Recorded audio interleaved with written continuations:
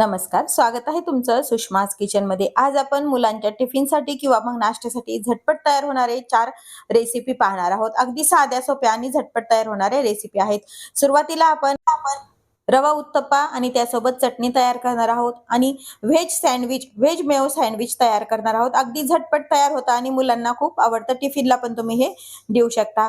अगदी 15 मिनिटात जास्त ताण न घेता पावभाजी पण आपण कुकरमध्ये तयार करणार आहोत। त्यासोबतच आपण आज आलू टिक्की पण आपण तयार करणार आहोत किंवा मग आलू पॅटीस। हे पॅटीस तुम्ही रगडा पॅटीस सोबत पण खाऊ शकता किंवा मग नाश्ता आणि टिफिनसाठी पण तयार करू शकता। रेसिपी शेवटपर्यंत बघा। रेसिपीला लाईक करा, चॅनलला सबस्क्राईब करा आणि बेल नोटिफिकेशन ऑल वर प्रेस करा। सुरुवातीला आपण रवा उत्तप्पा तयार करूया। आपण झटपट तयार होणारा रव्याचा उत्तप्पा बनवतोय। अगदी 15 ते 20 मिनिटांमध्ये मुलांच्या आवडीचा जर खायला पटकन ब्रेकफास्टची रेसिपी करायची असेल तर हा उत्तप्पा अगदी उत्तम पर्याय आहे। त्यासाठी मी 1 वाटी एकदम बारीक रवा घ्यायचा आहे। जाड रवा जर असेल तर तो थोडासा मिक्सरवरून काढून मग वापरायचा। 1 वाटी रवा हा स्वच्छ चाळून घेतलेला आहे। यामध्ये चवीपुरतं मीठ टाकून घ्यायचं आहे। चमचाभर साखर टाकलेली। साखरेमुळे गोल्डन ब्राउन कलर छान येतो उत्तप्पाला। ज्या वाटीनं आपण रवा घेतलाय त्याच वाटीनं हे दही जे आहे हे घरचं दही आहे, पण हे थोडंसं फेटून घेतले मी। हे यामध्ये टाकून घ्यायचंय। फेटून घेतल्यामुळे त्यातल्या गुठळ्या पूर्ण मोडल्या जातात आणि हे व्यवस्थित मिक्स होते। आधी हे दह्यामध्ये पूर्ण मिक्स करून घ्यायचे। लागेल तसं आपल्याला यामध्ये पाणी टाकून घ्यायचे। तुम्ही हे मिश्रण ताकामध्ये पण मिक्स करू शकता, काहीच प्रॉब्लेम नाही। आता याला दही तर टाकून घेतलंय, आता आपल्याला थोडंसं पाणी वापरायचंय। त्याच वाटीनं मोजून पाणी टाकून घ्यायचंय। थोडं थोडं पाणी पण टाकून आधी दही टाकून मिक्स करायचं आणि थोडं थोडं जसं बॅटर आपल्याला उत्तप्प्यासाठी घट्टसर लागतं, डोशापेक्षा थोडं घट्ट बॅटर करून घ्यायचं। याचं साधारण जेवढा रवा आहे तेवढंच आपल्याला पाणी लागतं भिजवायला। 1 वाटी रवा असेल तर अर्धी वाटी दही आणि 1 वाटी पाणी, अगदी मेजरमेंट परफेक्ट प्रमाणात होते। आता हे छान मिक्स करून घेऊया। तर यामध्ये 1 छोटा चमचाभर खायचा सोडा टाकायचा आहे, बेकिंग सोडा, आणि हे मिक्स करायचे।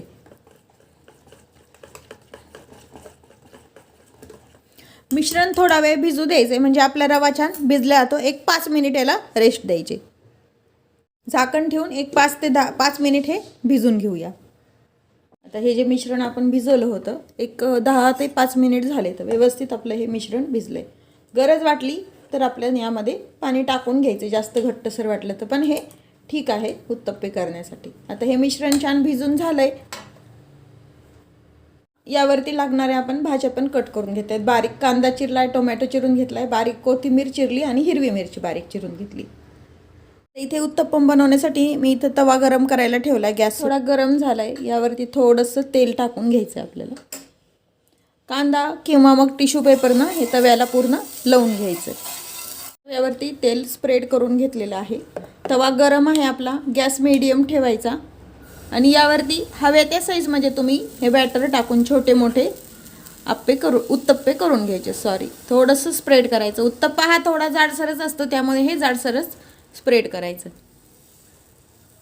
मुलांच्या टिफिनला द्यायचं असलं तरी अगदी झटपट तयार होतात हे। मुलांच्या टिफिनला द्यायला जे छोटंसं पॅन असतं त्याच्यामध्ये पण तुम्ही करू शकता। ते मिनी अप्पम उत्तप्पे आपले तयार होतात। थोडासा गॅस मोठा करूया। आता यावरती कांदा घालून घ्यायचा आहे। नुसता ओनियन उत्तप्पा करायचा असेल तर ओनियन पण करू शकता किंवा मग टोमॅटो वगैरे पण तुम्ही यावरती टाकून घेऊ शकता। टोमॅटो टाकून घ्यायचे। तर मिरची, छोट्या मुलांना करणार असेल तर हिरवी मिरची नाही टाकली तरी चालते। कोथिंबीर, वरती थोडासा गोडा मसाला टाका किंवा सांबर मसाला टाका, नाही तर किंवा मग इडली पुडी जी मिळती गन पावडर ती पण तुम्ही स्प्रेड करू शकता। थोडंसं साईडनं यावरती तेल टाकून घ्यायचं।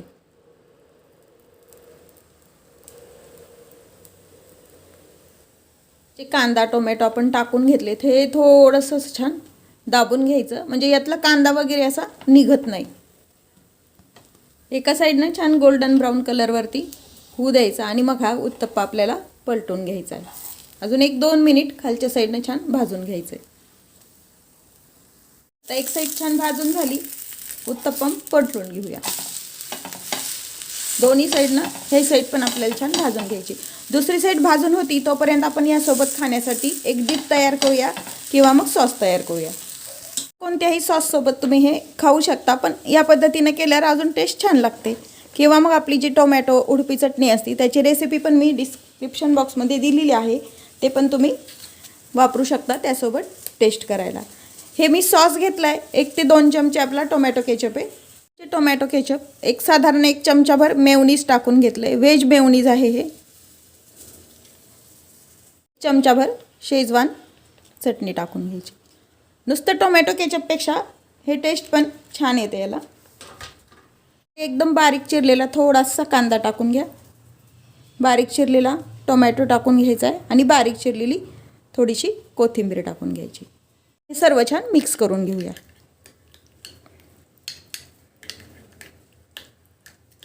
यामध्ये जे मेयोनीज वगैरे वापरलं आहे त्याची तुमच्या आवडीनं क्वांटिटी कमी जास्त करू शकता. हे आता उत्तप्प्यासोबत खायला सॉस तयार आहे.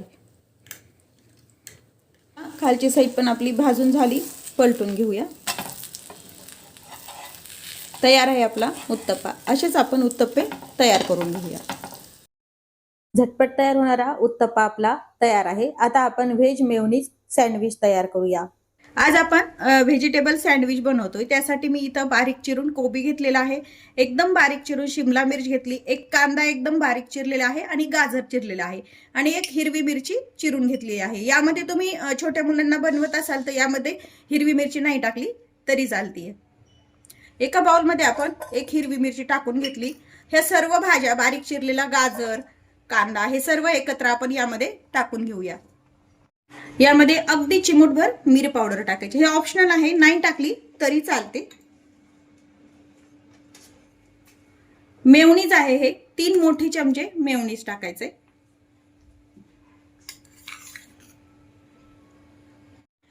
आपण मेयोनीज टाकून घेतले, चिमूटभर मीठ ऍड करायचे.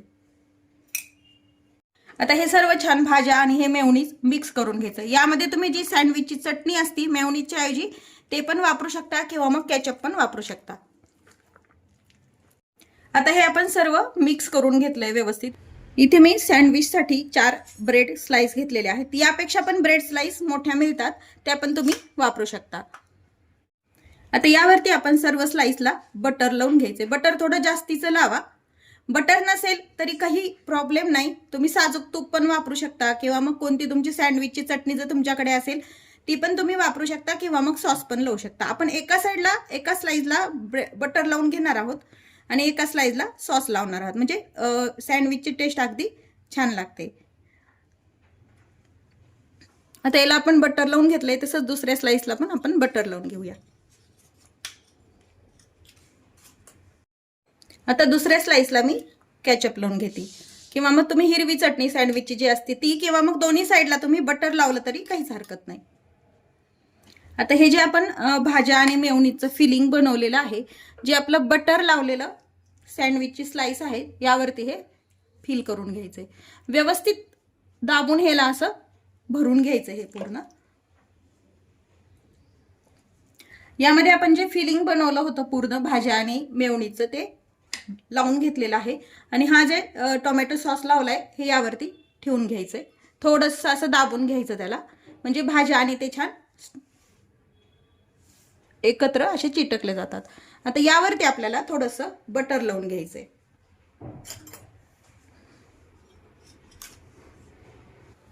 आता हे जे सँडविच आहे एका साईडनं आपण जे बटर लावून घेतले, इथं मी ग्रिल सँडविच मेकर घेतले. यावरती बटर लावलेला भाग आपण खालच्या साईडनं ठेवायचा आहे. तुम्ही ग्रिल पॅन किंवा मग आपल्या साध्या तव्यावरती पण हे सँडविच करू शकता. आता बटर लावलेला भाग आपण खालच्या साईडनं ठेवलाय आणि वरच्या साईडनं आपण ज्या साईडला आपण बटर लावलं नाही त्या साईडला पण आपण थोडंसं बटर छान लावून घ्यायचंय. बटर थोडं जास्त वापरा, म्हणजे सँडविचला टेस्ट पण छान येते. नसेल बटर तर तुम्ही नाही वापरलं तरी चालतं किंवा आपलं घरचं बनवलेलं साजूक तूप वापरलं तरी चालतं. आता हे पॅक करून घ्यायचं आणि दोन्ही साईडनं छान ग्रिल मार्क येईपर्यंत याला भाजून घ्यायचंय. याचा आता ग्रीन लाईट सुरू झालाय, म्हणजे आपलं सँडविच छान तयार झालंय. तर हे काढून घेऊया. अगदी कुरकुरीत असं सँडविच हे तयार झालेलं आहे। दोन्ही साईडनं छान ग्रिल मार्क्स आलेत आपले। आणि हे आता कट करून घेऊया। पिझ्झा कटरनं किंवा मग तुम्ही सुरीनं पण हे कट करू शकता। मस्त आपलं हे सँडविच छान तयार करून घेतले। तयार आहे आपलं ग्रिल व्हेजिटेबल सँडविच। आपण झटपट असे कुकरमध्ये पावभाजी तयार करतोय। त्यासाठी मी इथं कुकर गरम करायला ठेवलेला आहे। यामध्ये सुरुवातीला आपण 2 पळी तेल टाकून घेऊया। चमचाभर बटर, कधीही आधी तेल वापरायचं आणि मग नंतर बटर टाकायचं, म्हणजे काय होतं ते करपले जात नाही। आणि थोडंसं छान हे गरम करून घ्यायचंय। बटर आणि तेल छान गरम झालंय। यामध्ये एक मीडियम साइज मध्ये चिरलेला कांदा टाकून घ्यायचा। यापेक्षाही तुम्ही बारीक चिरला तरी काहीच हरकत नाही। कांदा थोडासा छान परतण्यासाठी चिमूटभर मीठ टाकून घ्यायचंय आणि एक 2 मिनिट कांदा हा छान परतून घ्यायचा आहे। यामध्ये मी ज्या भाज्या वापरल्या त्याचं प्रमाण तुम्ही तुमच्या आवडीनं कमी जास्त करू शकता किंवा मग दुसऱ्या भाज्या पण यामध्ये ॲड करू शकता। आता हे थोडंसं गुलाबीसर कांदा होईपर्यंत परतून घ्यायचं। जास्तही परतायचं नाही, नाहीतर मग भाजीला अशी गोडसर चव येते। थोडासा भाजून झालाय। यामध्ये 2 चमचे अद्रक आणि लसूणची पेस्ट टाकून घ्यायची। 1-2 मिनिट परतून घ्यायचंय अद्रक लसूणची पेस्ट टाकल्यानंतर। कांदा आणि अद्रक लसूणची पेस्ट छान परतून झाली। 1-2 मीडियम साइजचे टोमॅटो घेतले होते। तुम्ही टोमॅटोच्या फोडी वापरू शकता किंवा मग टोमॅटोची प्युरी वापरू शकता। कच्चेच टोमॅटो मी हे मिक्सरवरती काढून घेतले। टोमॅटो प्युरी वापरल्यामुळे भाजीला रंग छान येतो, त्यामुळे मी शक्यतो टोमॅटोची प्युरी वापरते। जरी तुम्ही कुकरमध्ये करत असाल किंवा मग कढईमध्ये जरी करत असाल तरी प्युरी वापरून घ्यायची। हे छान असं कच्चेपणा जाईपर्यंत टोमॅटोच्या प्युरीचा परतून घ्यायचंय। टोमॅटोची प्युरी आपली छान परतून झाली। यामध्ये काही मसाले ॲड करूया। काश्मीरी लाल मिरचीचं तिखट वापरायचं, म्हणजे कलर छान येतो। तुमच्या आवडीनं हे तिखटाचं प्रमाण तुम्ही कमी जास्त करू शकता। 2 चमचे यामध्ये मी पावभाजी मसाला वापरतीये,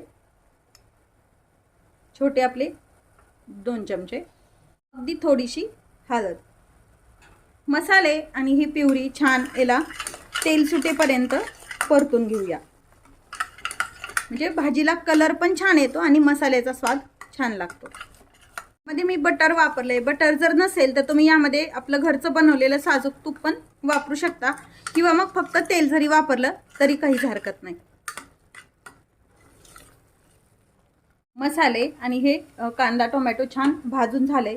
इथे मी 1 वाटी फ्लावर घेतलाय, 1 शिमला मिरची बारीक चिरून घेतली आणि 1 गाजर बारीक चिरलेलं। ह्या भाज्या स्वच्छ धुवून घेतलेल्या आहेत। हे यामध्ये ॲड करायचंय। यामध्ये तुम्ही बीट पण वापरू शकता, हिरवे फ्रोझन मटार किंवा मग फ्रेश मटार पण तुम्ही वापरू शकता। माझ्याकडे सध्या मटार नसल्यामुळे मी वापरलेले नाही। भाज्या ह्या प्युरीमध्ये 1-2 मिनिट भाजून घ्यायच्यात, म्हणजे मसाल्याचा वास त्याला छान येतो। भाज्या छान आपल्या परतून झाल्यात। आता हे जे कच्चा बटाटा आहे हा छान बारीक असा चिरून घेतलेला आहे। 100-200 ग्राम बटाटे आहेत ते बारीक चिरून घेतलेत, हे यामध्ये ॲड करायचे। एरवी आपण भाजी बनवतो तेव्हा हे वेगवेगळं बॉईल करून घ्या आणि मग नंतर ते मॅश करा, नंतर ती भाजी करा। त्यापेक्षा हे असं झटपट अशी भाजी छान तयार होते। 1-5 मिनिट हे सर्व मसाले भाज्या छान भाजून घ्यायच्यात। भाज्या छान परतून झाल्यात। आता भाजी शिजण्या इतपतच गरम पाणी यामध्ये ॲड करायचे। थंड पाणी टाकू नका, गरमच पाणी ॲड करा, म्हणजे भाजीची टेस्ट छान राहते। थंड पाणी ॲड केलं तर भाजी शिजायला पण वेळ लागते आणि टेस्ट पण बदलते। साधारण भाजीच्या वर 1 इंच येईल इतपत यामध्ये पाणी टाकून घ्यायचे, पण पाणी गरमच वापरा। मध्ये आपण मीठ ॲड केलेलं नाहीये, चवीपुरतं मीठ टाकून घ्यायचे। कलर पाहू शकता तुम्ही आधीच किती सुंदर आलाय। आता हे छान मिक्स करूया। पाण्याचं प्रमाण व्यवस्थित आहे, यामध्ये शिजण्या इतपतच पाणी टाकून घ्यायचंय। एक एक्स्ट्रा जर भाजी जरी घट्ट झाली तर तुम्ही नंतर पाणी वापरू शकता, पण शक्यतो गरमच पाणी वापरा वरतून जरी टाकायचं म्हटलं तरी। आता याला एक थोडीशी उकळी येऊ द्या आणि मग कुकरची झाकण लावून घेऊ।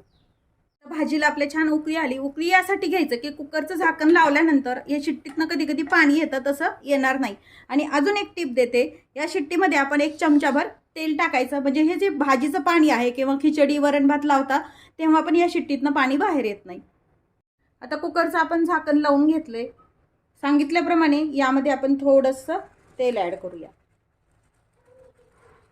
अगदी थोडंसं टाकायचं ठेपभर आणि कुकरची आपल्याला शिट्टी लावून घ्यायची आहे आणि व्यवस्थित 5 ते 6 शिट्ट्या होईपर्यंत आपल्याला भाजी छान शिजवून घ्यायची। गॅस एकदम मोठा नाही ठेवायचा आणि एकदम कमी नाही ठेवायचा। शिट्ट्या झाल्यात 5 ते 6, व्यवस्थित वाफ पण गेलेली। पाहू शकता आपण यामध्ये तेल टाकल्यामुळे थोडं पण पावभाजीचं पाणी वगैरे काहीच खाली आलेलं नाही। आता भाजी हलवून घेऊया। आता जरी यामध्ये थोडंसं पाणी दिसलं असं तरी पण ते मॅश केल्यावरती व्यवस्थित मिक्स होतं। भाजी आपली शिजली का ते चेक करूया। व्यवस्थित भाजी आपली छान शिजून झालेली आहे। आता पावभाजीचं मॅशर घ्यायचं आणि ही भाजी पूर्ण अशी छान एकजीव मॅश करून घ्यायची। पावभाजी छान आपण मॅश करून घेतली, अगदी छान एकजीव आणि पाणी पण वगैरे लागलं काहीच नाही जास्त।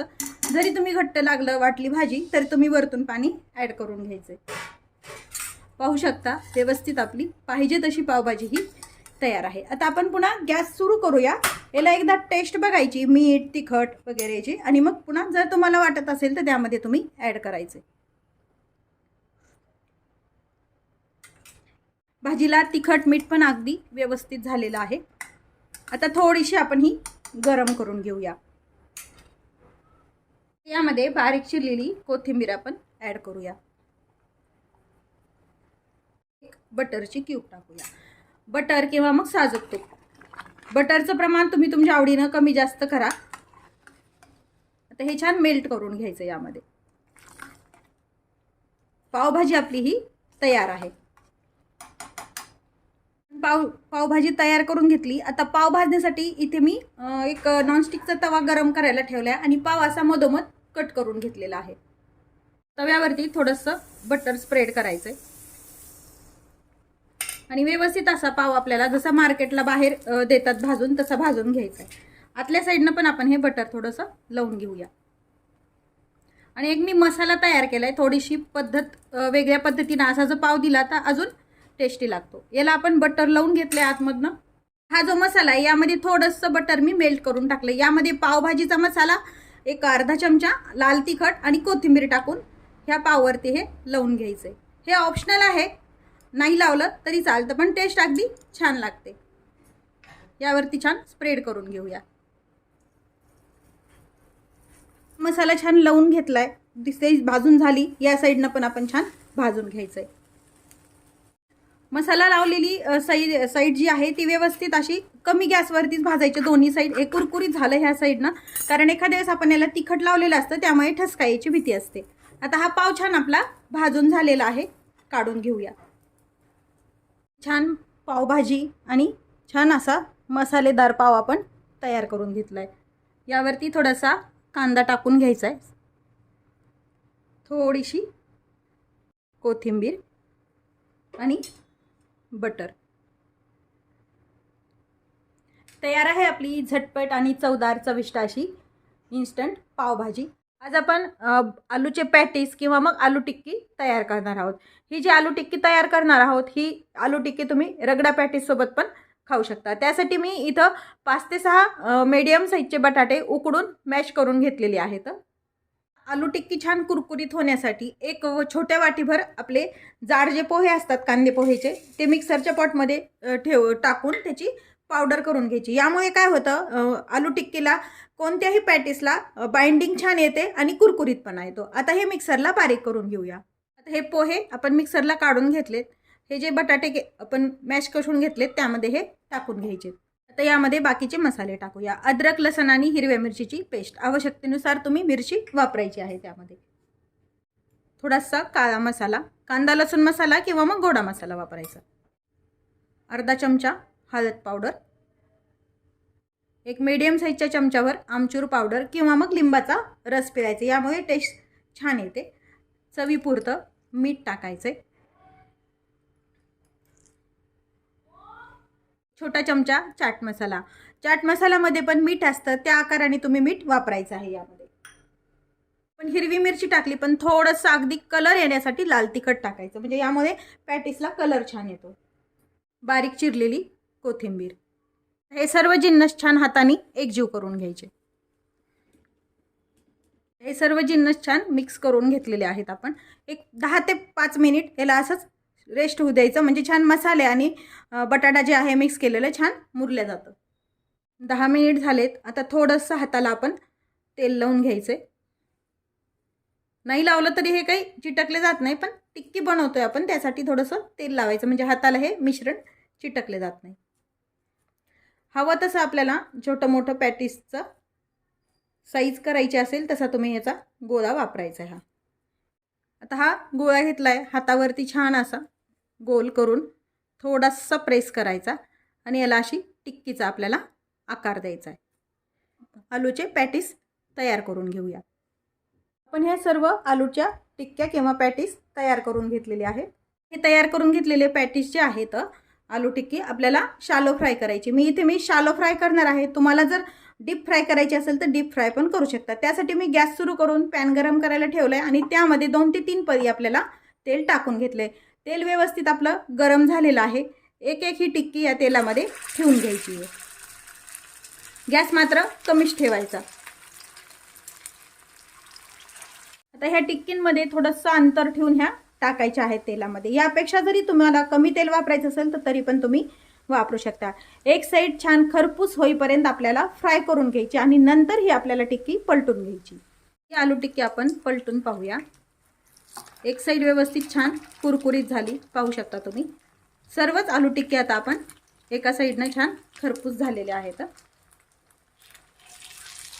आपण ह्या पूर्ण अशा उलटून घेऊया आणि ही साईड पण याच पद्धतीनं खरपूस होईपर्यंत फ्राय करून घ्यायची. पाहू शकता तुम्ही कलर पण किती छान आलेला आहे.